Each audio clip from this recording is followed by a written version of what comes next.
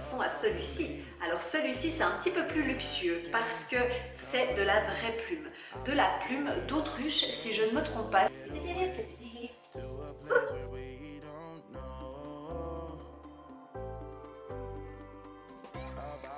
Il a un réservoir que tu peux remplir et tu peux en fait simplement sprayer grâce en fait à cette petite manette ici.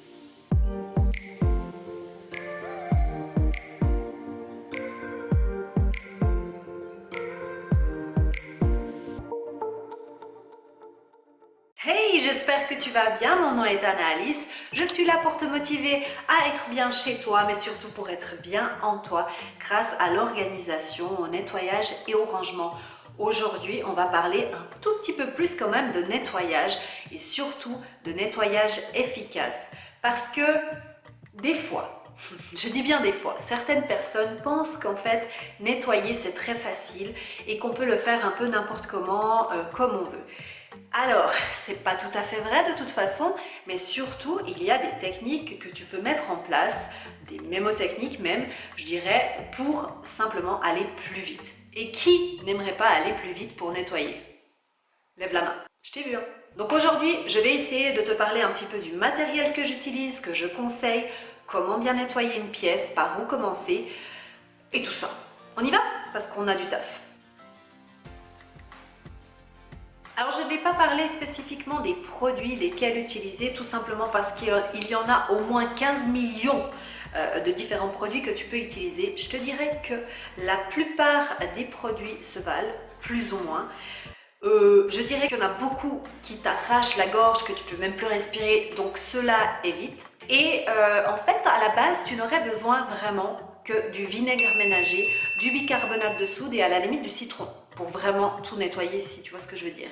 Donc vraiment, tu n'as pas besoin d'investir dans des produits qui sont super méga chers. Il faut vraiment qu'en fait ça te plaise déjà au niveau de l'odeur, au niveau du résultat bien entendu, ça c'est la chose principale, et aussi au niveau du budget. Parce que je t'avoue que j'ai déjà testé des produits qui sont très chers et d'autres moins chers, et pour autant je ne vois pas de différence au niveau de l'efficacité. Cela dit, au niveau du matériel de nettoyage, je trouve qu'il faut quand même un petit peu prendre le temps de choisir son matériel. On va commencer par tout ce qui est poussière. Parlons tout d'abord de ça. Qu'est-ce que c'est ça? Ce sont des plumeaux. Comme tu peux le voir, ce ne sont pas les mêmes plumeaux, ils n'ont pas la même grandeur non plus. Donc je vais t'expliquer pourquoi je parle des plumeaux, parce que ça a l'air d'être... On a l'impression de revenir en 1920, hein, quand on parle de plumeaux. En tout cas, moi, c'était l'impression que j'avais. Mais détrompe-toi, parce que en fait, les plumeaux, c'est quelque chose qui m'a vraiment changé mon ménage au niveau de la rapidité. Je m'explique. Déjà, examinons ces deux plumeaux. Alors, celui-ci, tu vas plutôt l'utiliser pour tout ce qui est un petit peu loin. Très loin. Attends, je te montre. Oh, mais le truc, il est super haut. Tu vois, j'arrive à atteindre, par exemple, le dessus des marches. C'est hyper grand. Donc, ça veut dire que celui-ci, pour faire les recoins de fenêtres un petit peu en hauteur, etc., il est top. Donc, celui-ci, pour les endroits un peu inatteignables, et en plus, tu peux un petit peu le courber. Maintenant, examinons au niveau de la texture. C'est vraiment quelque chose qui est assez dense. D'ailleurs, j'ai encore une petite feuille. Oui, parce que celui-là, je le fais pour l'extérieur. Hein. Eh bien, il est plutôt dense. C'est plutôt une texture un peu microfibre, si tu veux. Donc, ça va attirer la poussière. Et c'est vrai que si c'est pour nettoyer des petits objets, laisse tomber parce que ça va te faire justement tomber tes objets. Donc, celui-ci, c'est vraiment pour des choses qui sont fixes, en hauteur. Et comme ça, tu peux les atteindre. Passons à celui-ci. Alors, celui-ci, c'est un petit peu plus luxueux parce que c'est de la vraie plume. De la plume d'autruche, si je ne me trompe pas. Si c'est faux, je te mets ici en bas, hein, parce que voilà. Celui-ci est vraiment top. Alors, il en existe d'autres. Hein. Tu n'as pas forcément besoin de prendre celui-ci en plume d'autruche parce que c'est un petit peu plus cher aussi. J'essaierai de mettre les liens de ceux que j'ai moi en barre d'infos. Mais pourquoi j'aime celui-ci? Parce que tu vois, au niveau de la texture, c'est vraiment très fluide, très léger. Donc ça veut dire que quand tu vas nettoyer sur tes meubles, surtout sur les bibelots, eh bien tu peux faire ça très rapidement sans tout faire tomber. Et en fait, ça, mon ami, ça te fait gagner un temps de malade. Parce que moi, je suis d'avis que c'est pas quand on fait notre ménage par semaine qu'on est obligé de toujours tout déplacer. Avec ce genre de choses, alors effectivement, tu vas faire un peu autour, mais tu vas faire dessus. Donc, il n'y aura plus de poussière sur ton bibelot ou sur, par exemple, les lampes de chevet. Ça marche super bien. Eh bien, tu enlèves tout simplement, mais tu n'as pas besoin de toujours tout déplacer. Quand tu déplaces tout, eh bien, je te conseille de le faire un petit peu à la vieille méthode, c'est-à-dire avec une pâte microfibre et un petit spray exprès. Alors celui-ci, c'est pour le bois. Alors pourquoi je te le montre? Tout simplement, c'est pas pour te vendre cette marque parce que de toute façon, c'est une qui est en Angleterre. Je ne sais pas si tu la trouveras, mais tout simplement parce que pour le bois, il faut faire attention d'utiliser des produits qui sont adaptés. Il y a beaucoup de produits multi-surface en ce moment qui se vendent et c'est très bien parce qu'on n'a pas besoin de 15 000 produits pour toutes les surfaces. Par contre, pour le bois, fais vraiment attention que ça soit un produit qui soit vraiment adapté à cela. Autre petite chose, microfibre. Il y a microfibre et microfibre. Celui-ci, en l'occurrence, il croche en fait. Quand tu passes un peu les mains, si tu as des callosités, super. Tu verras que ça va crocher en fait sous ta main. Voilà, c'est un peu collant presque, je dirais. Et bien justement parce que la particularité en fait des microfibres, c'est qu'ils ont de l'électricité statique. C'est ça qui fait qu'en fait tu n'as même pas besoin d'utiliser à la base de produits avec ce genre de torchon, parce qu'en fait il va attirer la poussière à lui, tout simplement. Puisqu'on est dans les torchons, je vais te montrer déjà les différents torchons que tu peux avoir aussi. Tu as aussi ceux-ci, qui sont plutôt lisses et assez doux, on va dire. Et ceux-ci, en fait, ils sont pour faire lustrer. Donc, pour tout ce qui est vitres, pour sécher bien les vitres, pour tout ce qui est robinetterie, pour faire briller, ceux-là, ils sont top. Alors, on va parler d'aspirateur rapidement. Au niveau de l'aspirateur, c'est à toi de voir comment est structurée ta maison, ton logement. Si tu as un petit logement, c'est vrai que, entre guillemets, peu importe quel aspirateur tu as, tu peux très bien avoir un aspirateur traîneau et ça va très bien, ça fait le job. À partir du moment où tu ajoutes ça, des escaliers, eh bien, je dirais que ça, c'est quand même un indispensable. Et fais attention de le choisir assez léger parce que je peux te garantir que ça peut vite peser. Celui-ci, au niveau des Dyson, quand moi je l'ai acheté, c'était le plus léger. Et sincèrement, même que d'ailleurs j'avais fait une vidéo spécifiquement pour cet aspirateur, si tu veux aller la voir, eh bien, je lui trouve qu'il a quand même certains défauts, mais par contre, il est facilement sortable. Je l'ai ici dans le placard, je peux vite le sortir. Il n'a pas de sac, parce que les sacs, je ne sais pas à quoi ça sert. Et il se nettoie très facilement. Je peux l'emmener partout. La batterie dure assez longtemps. Donc ça, c'est au top. Mais à toi de voir. Ce que je dirais qui est hyper important, c'est d'investir dans de la bonne qualité. Dernière petite chose par rapport au matériel et après on passe dans la pièce pour te montrer par où commencer et comment nettoyer une pièce en règle générale. Là, on va parler de la serpillière. Alors, voilà, ça c'est une serpillière un peu spéciale. Alors celle-ci, elle se retourne, elle a la fonction, on va dire, pile ou face. Ce qui est vachement cool parce que moi, en fait, d'un côté, je fais tous les sols, on va dire, partout dans la maison. Et de l'autre côté, je fais simplement pour les salles de bain. Voilà, c'est un petit plus que j'aime beaucoup. D'ailleurs, ce balai, je l'ai depuis quelques mois, c'est le Vileda. Il est top. Il a un réservoir que tu peux remplir et tu peux en fait simplement sprayer grâce en fait à cette petite manette ici. Il est super pratique. En revanche, je dirais que ce n'est pas pour les gros nettoyages.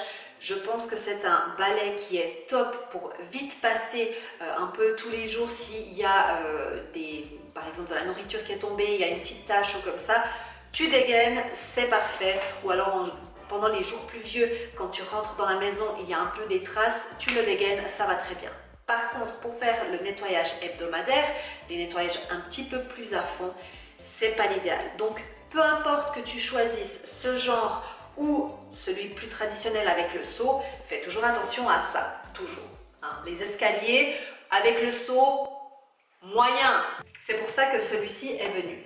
Je t'avoue en avant-première, si tu ne me suis pas sur Instagram, d'ailleurs, pourquoi tu ne me suis pas sur Instagram? Alors, il est vrai que je suis intéressée par un balai vapeur qui fait aspiration Aspiration et au même temps qui nettoie, parce que j'aimerais vraiment en fait avoir quelque chose qui nettoie à fond mes sols et que je n'ai pas besoin en fait de trimballer et ça. Sauf que je n'ai pas encore trouvé l'objet parfait parce que c'est pas évident, hein, c'est tout un autre monde qui s'est ouvert à moi. Donc comme on dit chez nous, stay tuned pour la suite. Alors on se retrouve dans mon salon pour que je te montre un peu les techniques de nettoyage que j'applique au quotidien pour simplement être plus rapide pour nettoyer et plus efficace.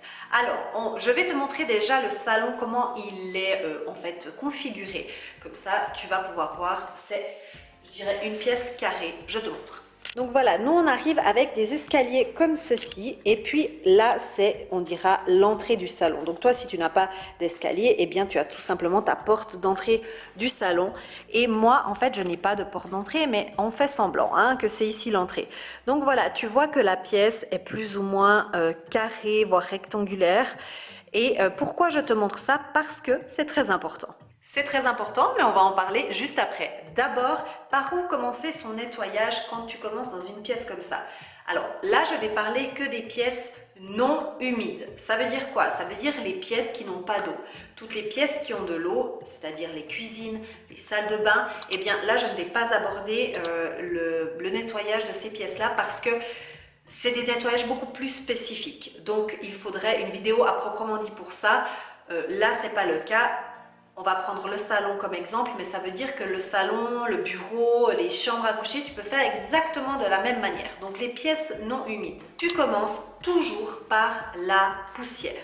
Il ne faut jamais commencer à nettoyer ta pièce en faisant l'aspirateur ou pire encore en commençant par la serpillière. Pourquoi? Petite question scientifique, pas du tout.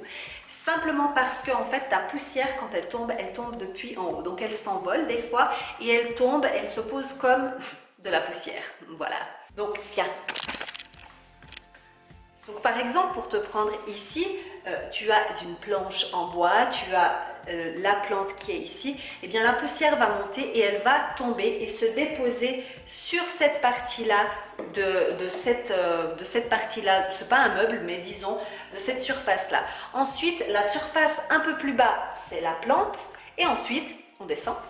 Elle arrive sur le meuble pour après venir se déposer. Tu l'auras certainement deviné sur le sol. Quand tu vas commencer par la poussière, il va forcément y avoir de la poussière qui va se poser par terre. C'est pour ça qu'on fait l'aspirateur après. Hein. Parce qu'une fois que tu auras terminé ta poussière et que la poussière, une partie de la poussière qui n'aura pas été attrapée soit par le plumeau, soit par le linge microfibre, va tomber à terre. Une fois que tu as terminé la poussière, on passe justement à l'aspirateur. Et là, tu fais simplement tes sols partout. Mais il y a une technique, oui, il y a une technique pour justement, et pour la poussière, et pour l'aspirateur. Attention, are you ready? Tu vas commencer par l'entrée de ta pièce. Donc, tu vas te situer. Je vais m'éloigner, comme ça tu vas me voir. Je suis à l'entrée, donc moi quand je vais commencer la poussière, je vais commencer toujours le plus à gauche possible de ma pièce. Je vais aller là, donc là c'est ma gauche, je vais ici, je commence à faire la poussière. La poussière, je commence par l'élément le plus haut et je descends. Donc là ce serait, je commencerai depuis là-haut et je descends, je descends, je descends, je descends jusque là et ensuite je passe ici, l'élément le plus haut c'est celui-ci, je descends sur la plante, je descends là. Et ensuite, je passe là-bas. Tiens, n'oublie pas de nettoyer tes plantes parce que les plantes sont un attrape-poussière. Donc, de haut en bas, etc. Tu as bien compris, en tournant dans le sens des aiguilles d'une montre. Et tu fais pareil pour ton aspirateur. Petite précision que j'ai oublié de te dire, tu fais la poussière et tu peux faire aussi, bien sûr, tout ce qui est miroir et vitre si tu dois le faire à ce moment-là. Donc, poussière, vitre, aspirateur. Ensuite, on passe à la serpillière. Et là, pour la serpillière, c'est un petit peu différent parce qu'en fait, tu vas essayer de nettoyer en sortant de la pièce.